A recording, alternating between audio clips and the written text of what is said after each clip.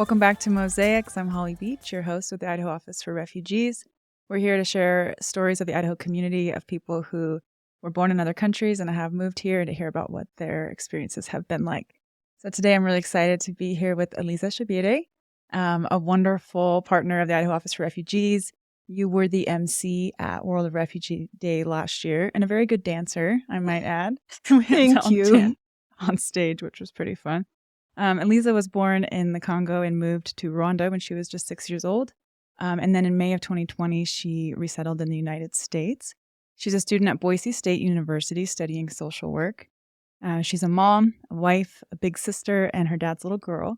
And she loves people and someday wants to be a clinical social worker to help immigrants and refugees with mental health and also to advocate for social justice. So welcome, Eliza. Thank you. I'm so happy to be here. It was interesting when we first walked in the studio, you saw the red on-air sign and you said, "Oh, that reminds me of Africa." Yeah. And so I said, "Why?" So tell us why that reminded you of Africa. So like when I was in Africa, I used to work on Radio Rwanda, but like in Musanze district. And then I was like, "Ooh, it looks like I'm going back to Africa and do my normal job." So I was like, wow. So you had your own radio show in Kinyarwanda, your primary language. Yeah.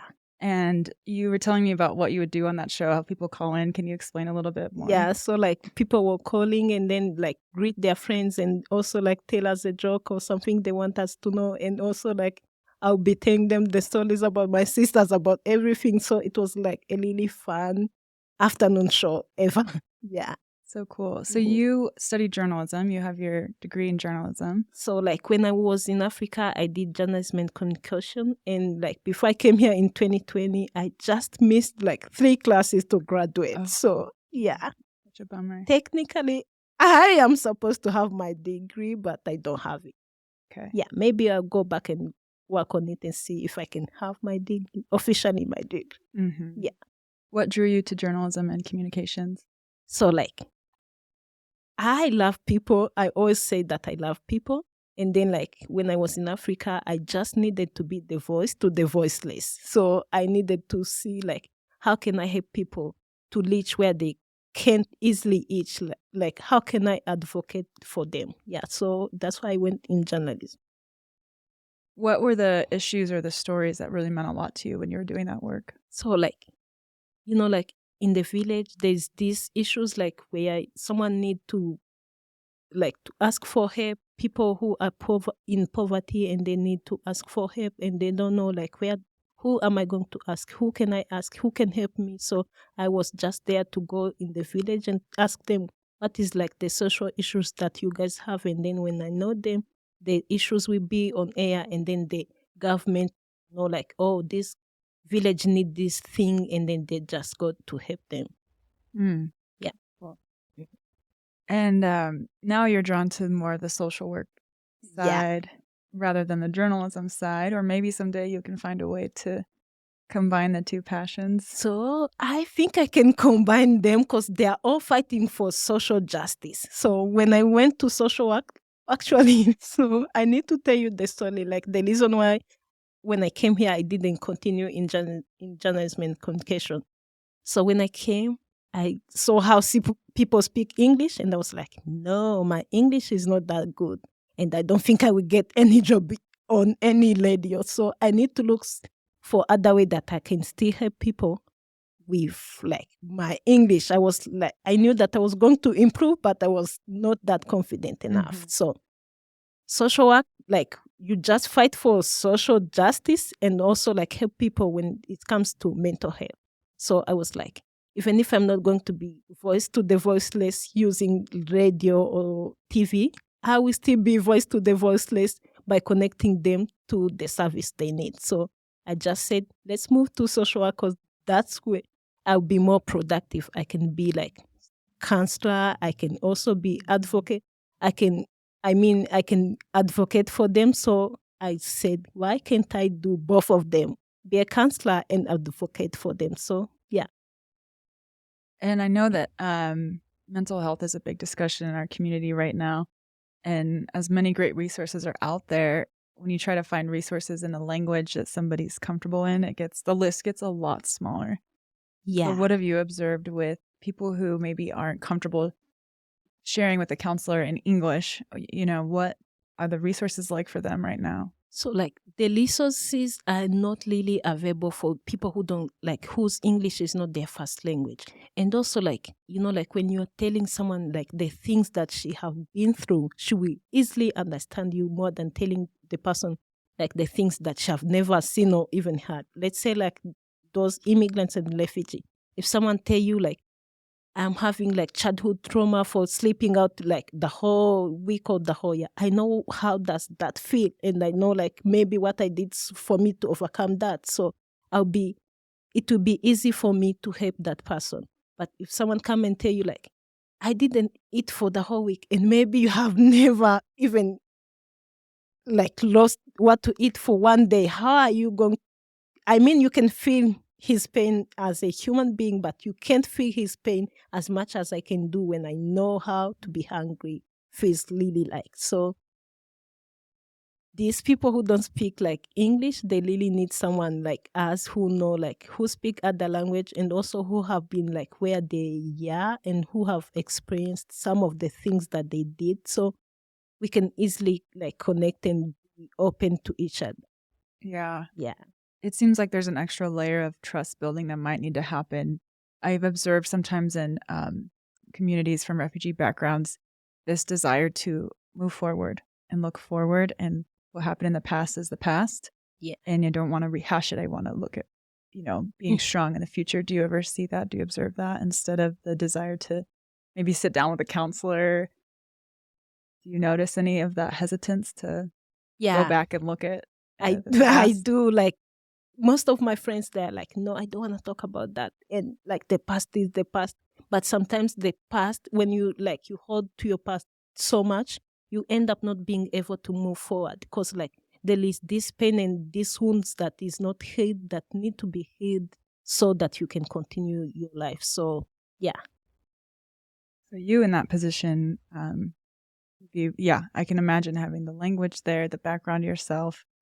You've had to go through a lot in your own life. I imagine that would be a more inviting environment for someone to. I hope so too. Because also the other thing that I need to add about this, like when you don't speak English, then it means like someone who speaks your language have to be in the room with you and the counselor for you to speak, which makes you like not comfortable enough because you know that someone who is not professional in counseling is hearing your story and he may end up telling people like around, oh, do you know what is going on with Eliza? She's this and this, she's passing through this and this, which is not safe. So I believe that if I can be a counselor and I can able to speak some local like East African languages, then I'll be more productive.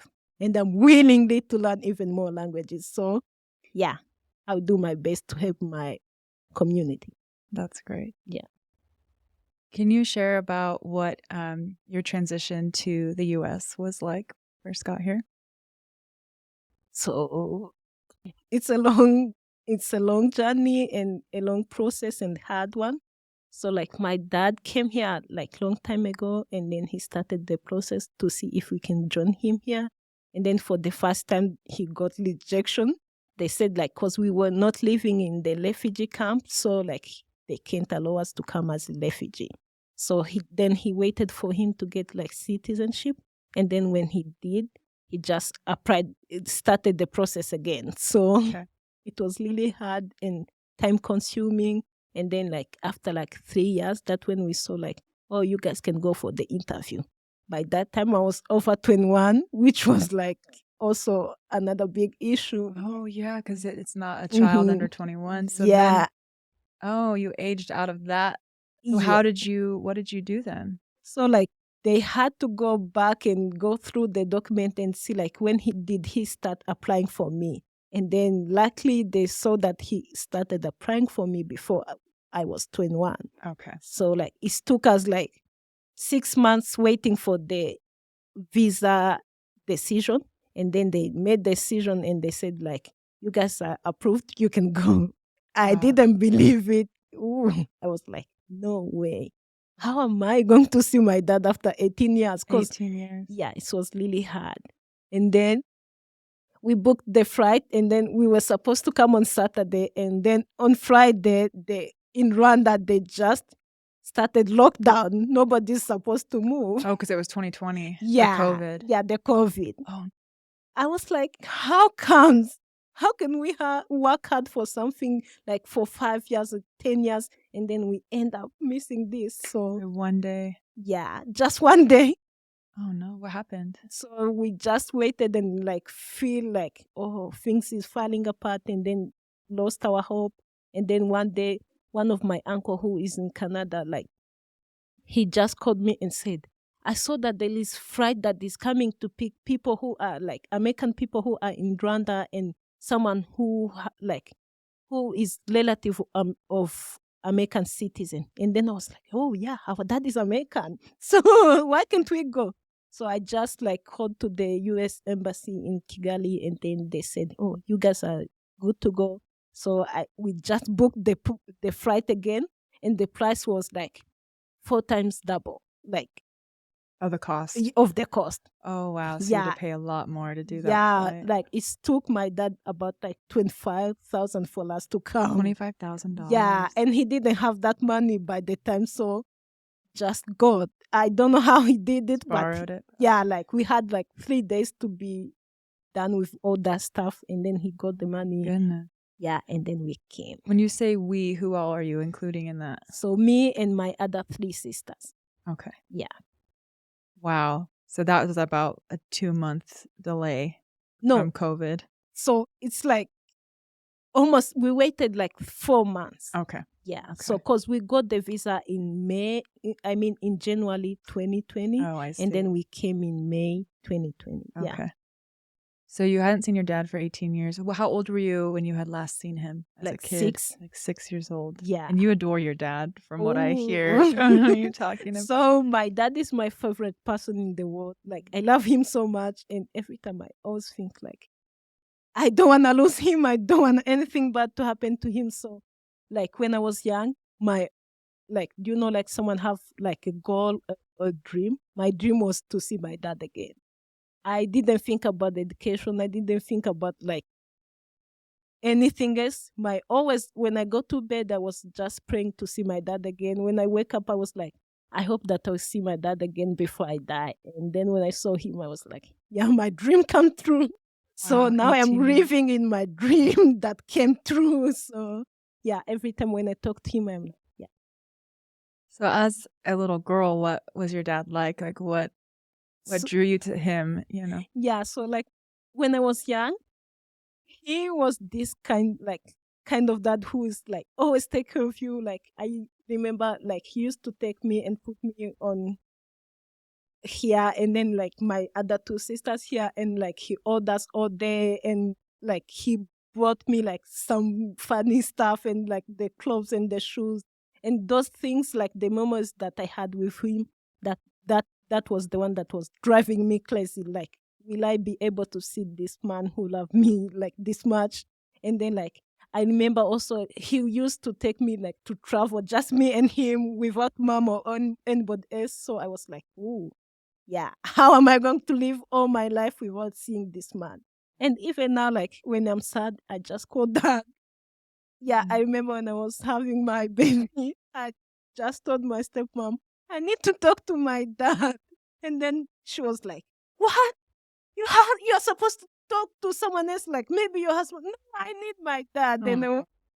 And she was like, you are acting like you are a little baby. And I am a little baby to my dad. So yeah, I talked to him, and then he told me, you're going to make this. And I was like, yeah. And then, yeah, so like he's my comfort zone. Mm. Yeah. Wow. When you were separated all those years, were you able to talk to him on the phone? So for the first time, I didn't, because I didn't know where he was. And then he also didn't know like where we were. It's like got separated and nobody knew about each other. So like the first time I talked to him, I was like almost in high school. And then like this man called, and then my grandma was like, who are you? And then he said, I'm Eliza's dad. And he said, no, you are not. Eliza doesn't have a dad. And then like they started to get him, like asking him questions. how does Eliza look like? How does Eliza's mom look like? Do you remember this and this? And then he answered all the questions, and then they confirmed, yeah, it's him. And then he talked to me the first time.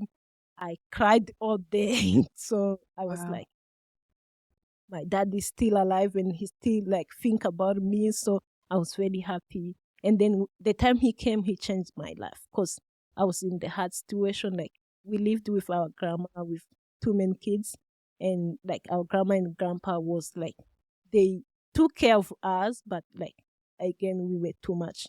Like we were 2 men kids, and they're just formal village people, so they didn't have much resources for all of us. So when he came in our life, he just like made sure that we go to the good school, we ate, we get like all the things we need. So yeah, every time he's there and he's very supportive. Wow. Yeah. Are you open to sharing about what caused the separation to happen in the first place? Yeah, so like in Congo, like there's always war. Like people are fighting, people are dying. So like they shoot it, and then one goes here and at the other side goes to this one, and we lost each other, and just we stayed with our mom. And then who was also young by the time, and she had all of us. Like, no, my dad left when my mom was pregnant with my younger sister. So my mom had 3 young kids, and then she was pregnant, and then she was young. I mean, like in her 25 or 24, like she was very young. So, and like things was really hard, no peace. Every time we had to go to sleep out of the house, because in the night people would come like to steal and kill and all that stuff. So I remember when I was young, we used to like at 6 o'clock, my mom would take like all this important thing in the house, let's say like the TV, the couch and all thing, and we go to hide it in the bush, and then we go to sleep there, so that those people who come to steal and kill, when they come in the house, they find nothing there and they leave. And then we come back in the morning just to make sure like, yeah, they left, and then we come back. So it was a really hard thing for her. And then also, yeah, I love my mom too, and she's also my hero because she didn't abandon us. She just took care of us until she was like, I think this is too much for me. And then she brought us to our grandma. Okay. Yeah. Do you still keep in contact with her? Yeah. Is she still in Africa? Yes. Okay. One day I hope she'll come and join us. Yeah. Yeah. And now you're a mom yourself, your little girl. Oh, yeah. Mina. Yeah. She's going to be 1 soon. Yeah. This Sunday she'll be 1. What has been surprising to you about being a mom yourself? So first, I thought that I would not be a good mom. Like, really? Yeah, I was like, because I'm always funny, and like people don't see like the serious in me. Like they were like, how are you going to be even a mom? And I was like, I know, like I'm serious, I'm funny, but also at the same time serious and responsible. So like, when I had a baby, I was scared that I'm going to lose my fun part, but I didn't. So yeah. Fun moms are the best. Yeah. Is she old enough to like, is she silly with you yet? Yeah. Oh, I can do the stuff that we do together on camera, but she's the funniest. I think that she took that from me, but also her dad is fun. So oh, how sweet. She have a cool parent. Yeah. Tell her that when she's 13 and she doesn't believe you anymore. So, your husband, is he here now, or are you still living in separate countries? We are still living in separate countries, which is driving crazy. Yeah, that's so hard. Do you have any timeline for when he could be here? I don't have any timeline, but hopefully, because he's waiting for the last step, which is like the interview date. So maybe, who knows, this year or next one. Mm-hmm. Yeah. Did you get to go visit him recently? Yeah, I did. In October, I just went to show him like our baby. Oh. Yeah. Yeah. Yeah, it was really fun. And he's also like, when like to the man's side, apart from my dad, my husband is also my other like comfort zone and my best friend. He's my best friend like since I was 14. Really? Yeah. He's my boyfriend and best friend since I was 14. So he's high school sweetheart. Yeah. He's the only like person that I have ever fallen in love with. So He's my one and only love, Wow. now and forever. Oh, Yeah. that's really sweet. I hope that he can come join you soon. I hope so too. Long distance is just not. That breaks my heart. Families. Like, did you ever, when you were a kid, did you ever feel angry, or do you feel angry now, like these years that you didn't have with your dad?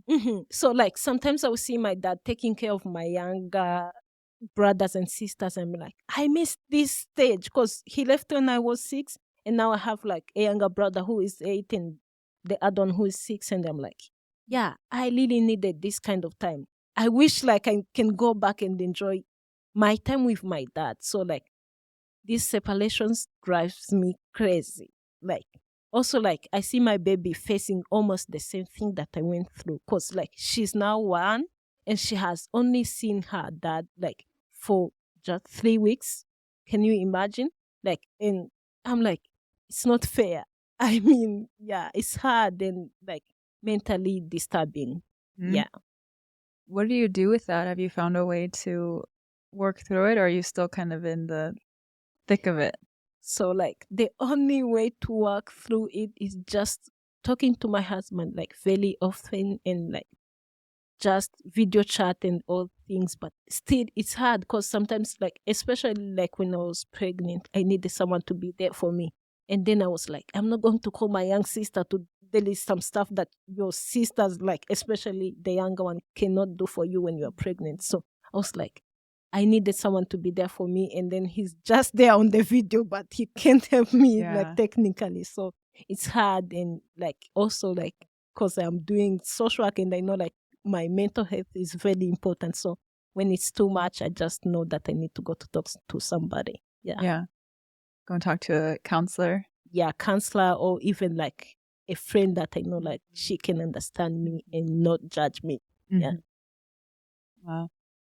What have you enjoyed about Idaho, and what do you miss about Rwanda? I will start with the last one. Okay. So the things that I miss like about Rwanda is my friends and the food and the fun that we used to have. Yeah, so I wish they can just bring all my friends here. We need to send another plane over there. I wish. And then, so like, that is the first thing that I miss in Rwanda. Like, it's to see my friends and my family, like my grandma, my grandpa, my uncles, like everybody's there, my mom and my other 2 young sisters. So I miss everybody there. And then what I love in Idaho is this, like, Idaho is full of opportunities and also people who are there for you and willingly to listen and help you. So, yeah. I came to the good place, but I wish I could come with my friends. Yeah. You said you miss the food. I'm not really that familiar with Rwandan food. Can you share a little bit about it? So, Rwandan food, so it's like licensed sombe, like sombe. Sombe and bugadi. What's sombe? Is that a vegetable? Yeah, it's like cassava. Oh, okay. Yeah, like cassava. How do we call this? I think cassava. I've heard cassava here, but I've never actually cooked with it. So. Oh, yeah, you need to try them. Yeah, they are really nice. So, like, they have this different kind of food that I don't see here, because here, when I go to someone, they'll be like, do you need pizza? And I'm like, oh, I don't you like pizza. Yeah. Are you hating on pizza right now? Yeah. Melted cheese on bread? No. My favorite thing. Oh, you see, it's like, no. What is pizza and this cheese thing? Like, it's everything. Like comfort food deluxe for me. Wow.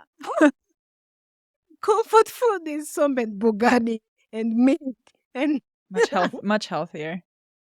Yeah. Yeah, but pizza is good too. Oh, whatever. You can't backtrack. Yeah. I know. No, it's good for you guys who love it. Yeah. I know your true thoughts on pizza.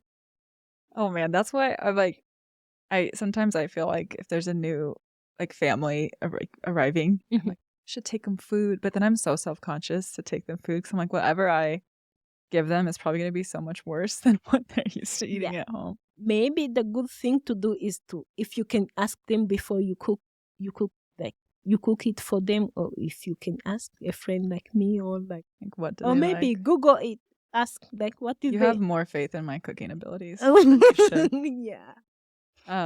So earlier when we were talking about your radio show, which I just think is so cool that you did that, you were saying, I said, you should start a show here. And you said, yeah, but not in English. I wouldn't be. And we started talking about how your personality, whether you're speaking English or Kinyarwanda, like your personality comes out differently. And I think a lot of people who are multilingual experience that. Can you share a little bit more about what that is like? Yeah, so like when you're speaking in your like first language, you know all these like slangs and all things that like make people laugh. So when you are speaking in English, then you have to think and think, and you are like sometimes you are like, I know this word, but it's not the one that I need to use. I need to use like the funniest one or the hardest one, and then you are like, oh, it's hard. Like it doesn't come in mind just that quick.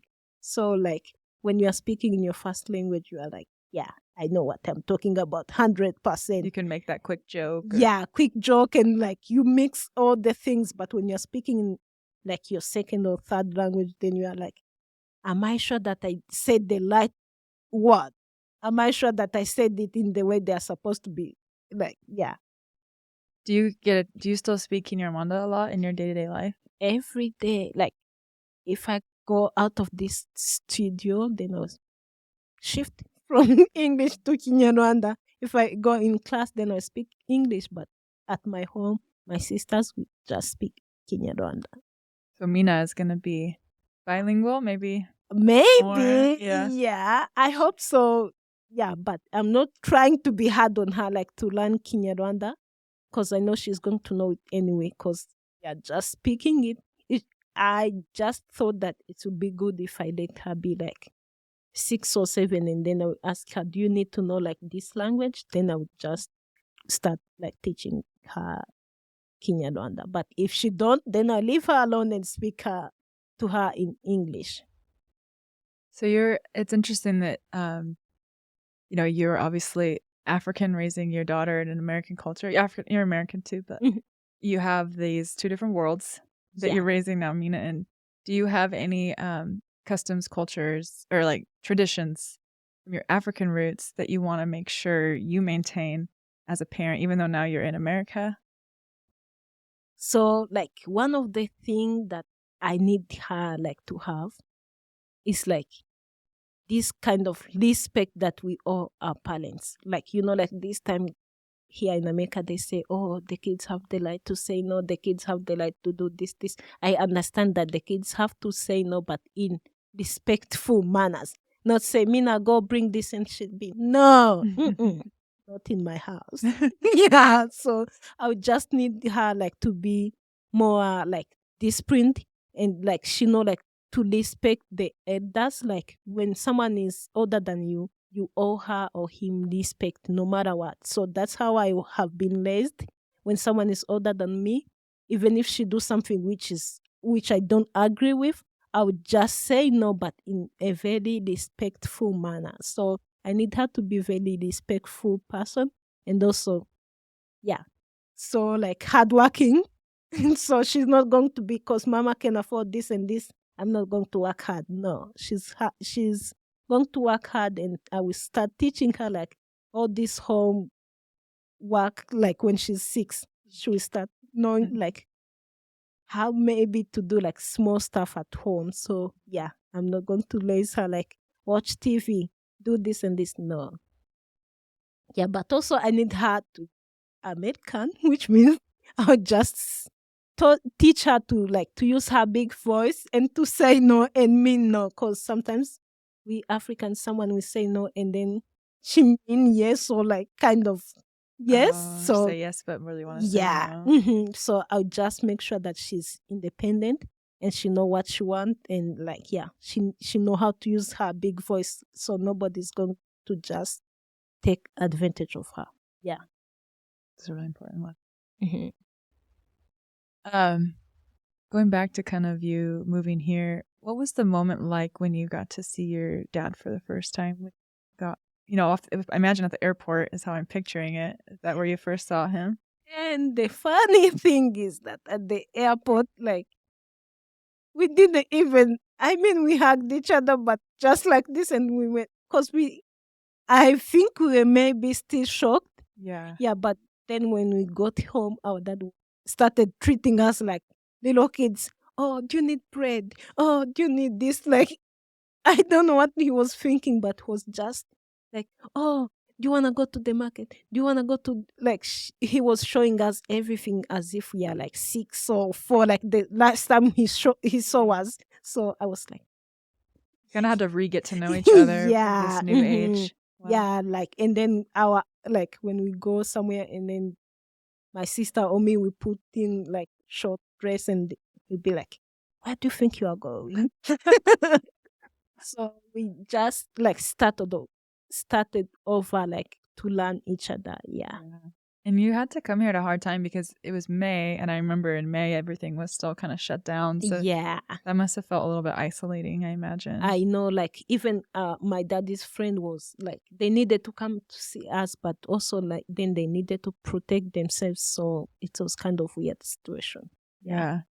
When did you start to feel like this could be home? Like what made it feel like, okay, I can see my life unfolding here? So like to me, home is where my people are. So it doesn't matter if they are in Rwanda or here. So as long as I was like, I'm with my dad, then like the first day, this was my home. Wow. Yeah. I was like, I know I'm going to miss my other home, but this is my home because I am with the people that I love. Yeah. Wow. Would you have anything that you'd want to share with listeners to wrap up, whether it's people who are arriving in Idaho as new here or people who have lived here for a long time? So like something they should know. Yeah, just maybe advice from your own journey. So like the thing that I would advise them, like when you come here, don't be shy. Don't like, because people will be like, oh, my English is not good. And then how am I going to navigate? Like, how am I going to live my life? And some people will tell you, oh, don't go back to school. Why are you going back to school? Here you have money, you can get a job even if you don't have a degree. That's a lie. You can get a job, but like you are not living your dream life. You can have a job, but you are not like who you were made to be. Because I believe that I was made to be a social worker. And I know I can get job somewhere like at home or somewhere else. In that, I'll be doing that job and gaining that money, but I'll not be like serving people that I was born to serve. So like, don't listen to those people who tell you, you are wasting your time going to school, because you are not wasting your time, because everything you know, like even if you don't get job in that career or that major that you took, you are going to use that information one day, or you can use it even in your daily life. So one of the things, don't listen to people who tell you to not go back to school if you want to go back to school. Just go back to school and you make it. And they will also tell you like, oh, these people speak English and they know good English and you don't know like good English. So how are you going to make it? But like, let me tell you, like intelligence is not like measured by the way you speak language. So as long as you know that you have like ability to learn, go to school. Yeah. And also like the other thing is like, just go and knock on the doors, because like there is people who are waiting to help you. But if you just come and stay in your apartment, nobody's going to know that you are there. But if they know that you are there, they're going to help you. So just advocate for yourself. I love that. And if people are listening who want to go to school, but it feels like a daunting task, please send me an email. It's mosaics@idahorefugees.org. And there are so many organizations out there, like One Refugee and Boise State, College of Western Idaho. They have teams that will help with whether it's like the application or the financial side, like mentorship side. That's fairly true. Like the first time I came here, I didn't know like anybody who can help like when it comes to educational journey. And then like I Googled and then I saw like Trio. And yeah. And then like I just contacted one of the people who work there, and then she started the application for me and my sisters, and she showed us like, this is CWI, this is BSU. I think like the good thing for you is to start at CWI because you get like more support, like and then she did it for us, and then the next semester we just went to school and we were like, how did we even how are we in school? So like, if you have questions, just ask and seek for help, because there is too many opportunities in this country. Yeah, like one refugee.